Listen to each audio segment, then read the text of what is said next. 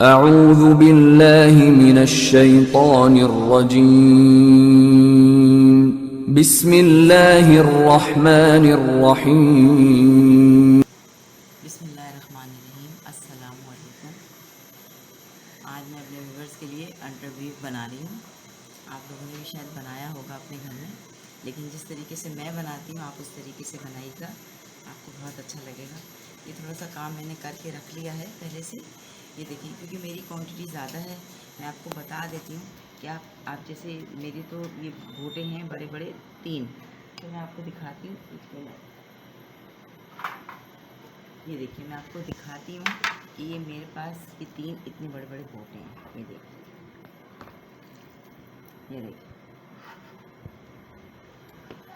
ये तकरीबन ये 2 किलो के बोटे हैं।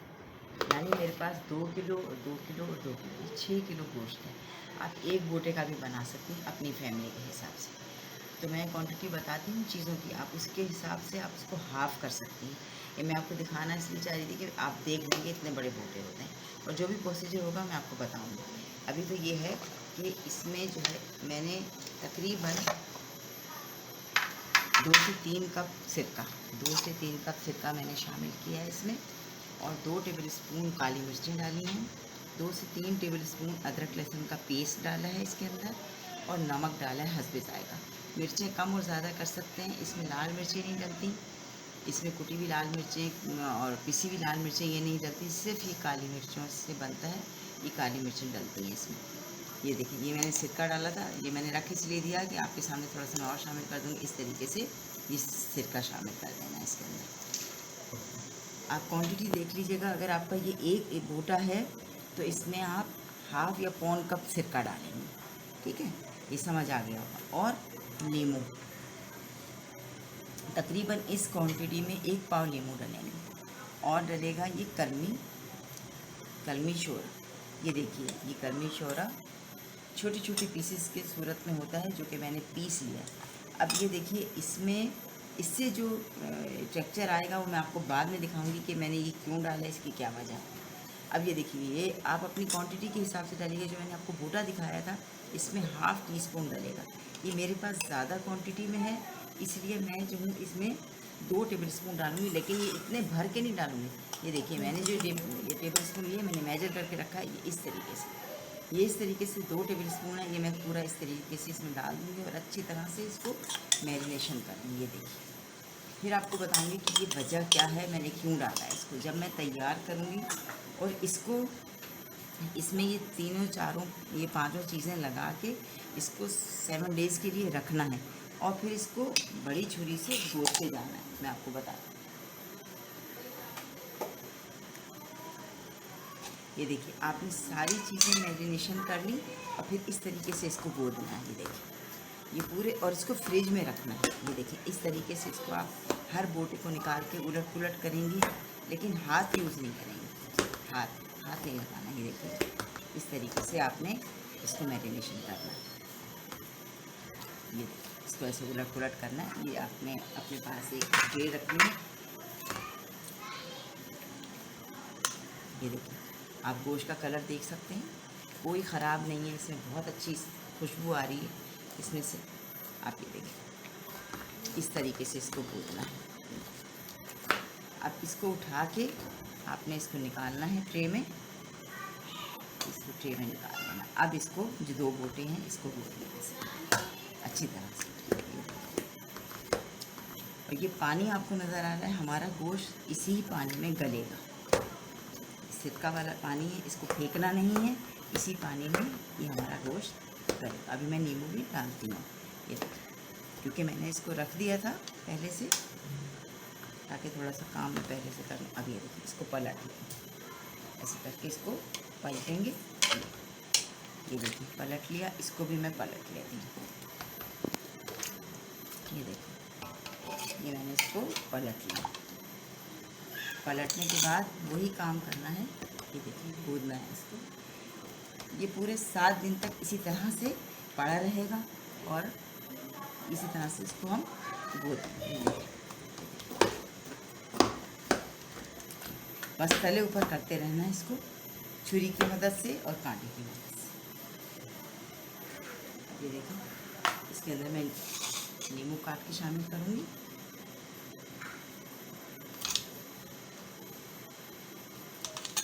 ये देखिए, नीचे वाले हिस्सों में मैंने नींबू डाल दिया। अब मैं ऊपर के हिस्से में डाल रही। हाथ अच्छी तरह से हैंड वॉश कर लीजिएगा, नेल्स काट लीजिएगा। नेल्स बड़े नहीं होने चाहिए क्योंकि हमारा हाथों का काम है और मैं हाथ से ज़्यादा काम करती हूँ। अब मैं इसको मैरिनेशन करके रख देती हूँ, ये नींबू डाल के। फिर मैं आपको बताऊँगी कि इसके साथ क्या करना है, फिर मैं आपको बाद में बताऊँगी। ये देखिए, मैंने आपके सामने अंडर बीफ मैरिनेशन किया था। 7 दिन हो गए हैं इसको, और इसको मैंने अच्छी तरह से गोद लिया था। ये देखिए, इस तरीके से मैंने पूरे 7 दिन तक रोज़ाना निकाल के और इसको मैंने ऐसे ऐसे गोदा। ये देखें, इसमें से इतनी अच्छी खुशबू आ रही है। देखिए, इस तरह से गोदना है। देखिए, दोनों तरफ से मैंने अच्छी तरह से गोद लिया इसको। ये देखिए, अब इसको गोदने के बाद इसको मैं धागे से बांधूँगी। ये देखिए, ये धागा है। ये धागे से मैंने इसको इस तरीके से लपेटना है। ये देखिए, टाइट से लपेटना, टाइट से।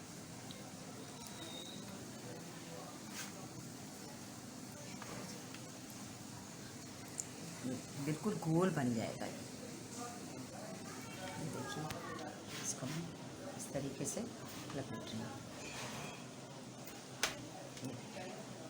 ऐसे। मैंने पूरे 7 दिन इसको बिल्कुल हाथ नहीं लगाया। अब मैंने इसको हाथ लगाया क्योंकि आप छुरी से गोदेंगे। ये देखें, गोल गोल आ रहा है ना, ये इसको बांधना बहुत ज़रूरी है। इसको मैं बांधती हूँ और ये बंधा हुआ जो है वो मैं आपको दिखाती हूँ कि जो मैंने किस तरह से बांधा है और इसकी शेप कैसे आई। ये देखें, ये देखिए, मैंने 3 पीस लिए थे। ये देखिए, ये इस तरह से बांधना है। ये देखिए, ये इस तरीके से बांध के फिर जो इसका जो जूस है, मैरिनेशन है, उसमें ये पकेगा। तो मैं बांधती हूँ, कंप्लीट करती हूँ, फिर मैं आपको दिखाऊंगी कैसे पकेगा। देखिए, जो मैं आपके सामने बांध रही थी, ये मैंने बांध लिया। इसकी शेप देखिए, इस तरह से आई। और आप ये बिल्कुल फिक्र नहीं करेंगे गलेगा कैसे, ये बहुत हल्की आंच में पकेगा। शुरू में हम तेज़ आंच रखेंगे। ये देखिए, ये पूरे मेरे 3 पीसेस हैं। ये देखिए, माशाल्लाह से फैमिली के हिसाब से ये देखिए पूरे 3 पीसेस हैं। अब ये जो मैंने इसकी मैरिनेशन थी, ये देखिए, ये मैरिनेशन हम फेंकेंगे नहीं। इसी मैरिनेशन में डाल के मैं इसको शुरू में तो तेज़ आंच में बनाऊंगी और फिर मैं हल्की आंच कर लूँगी। कम से कम भी 2 घंटे 3 घंटे में गले। ये देखिए, अब हम देखते हैं इसके अंदर। ये देखिए, ये देखिए, आप लोगों के सामने मैंने अंडर बीफ का प्रोसीजर किया, मैरिनेशन की, बनाया, पकाया। अब ये देखिए गल गया है और ये इसके उसी पानी में मैंने इसको गलाया। मैंने एक्स्ट्रा कोई पानी नहीं डाला। ये देखिए कितना, ये आपके सामने देखिए कितना बेहतरीन गल गया। ये देखिए, ये देखिए, ये बहुत अच्छा गल गया। अब मैं इसको ठंडा करूँगी। इसको एक एक पीस को एलुमिनियम फाइल में लपेटूँगी। इसको लपेट के मैं फ्रिज में रख दूँगी। तो जब मैं कटिंग करूँगी तो मैं आपको दिखाऊँगी। और इसकी ग्रेवी, ये देखिए, ये इसकी ग्रेवी, इसको मैं भून रही हूँ। ये बिल्कुल ठीक हो जाएगी। इसकी बिल्कुल गाढ़ी गाढ़ी सी ग्रेवी बन जाएगी। आप चाहें तो आप इसमें इस्तेमाल कर सकती हैं, नहीं चाहें तो आप किसी गोश्त के सालन में भी डाल सकती हैं। मैं पीसेस करूँगी इसको और फिर इसमें साथ में इसकी ग्रेवी भी शामिल करूँगी। ये देखिए, आपको मैंने अंडर बीफ की तैयारी बताई, सारी मैरिनेशन बताई, पकाना बताया। अब ये देखिए फाइनल लुक है। ये देखिए, मैंने धागा इसलिए बांधा था कि ये देखिए गोल रहे। अभी मैं कट नहीं कर सकती क्योंकि ये गर्म है, अभी भी ठंडे नहीं हुए। ये देखिए, इसलिए मैंने धागा बांधा था। अब मैं ये करूँगी कि इसको उठा के, ये देखिए, इसको उठा के एलुमिनियम फाइल में लपेट रखूँगी और फिर इसको मैं लपेट दूँगी इस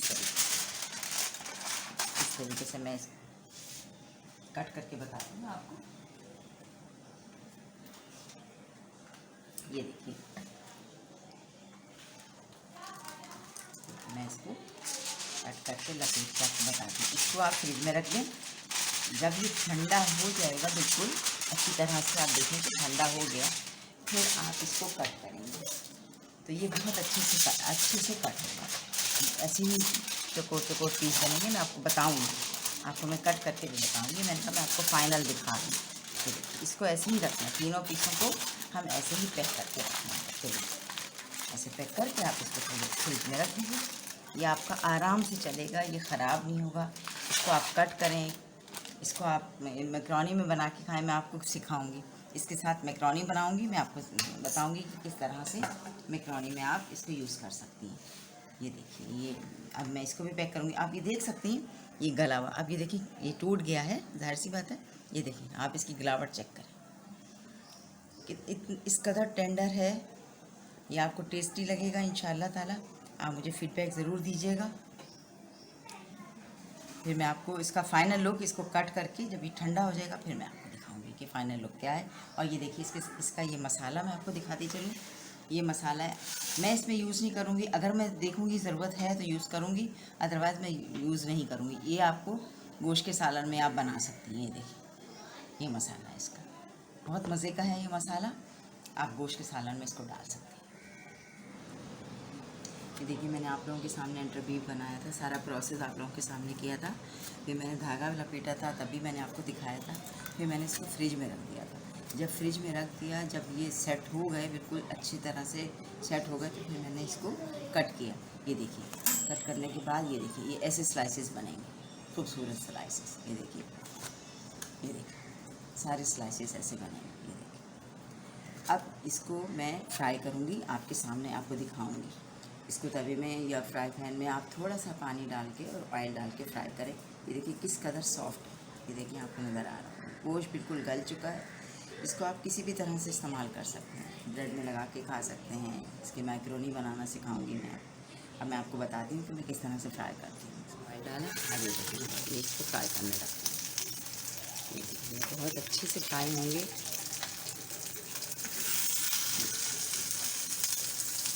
देखिए, मैंने ये पीस रख दिए फ्राई करने। अब मैं इसमें ज़रा सा पानी डालूंगी ताकि ये खुश्क ना हो। अब मैं आपको फ्राई करके दिखाऊंगी कि इसकी ये क्या है।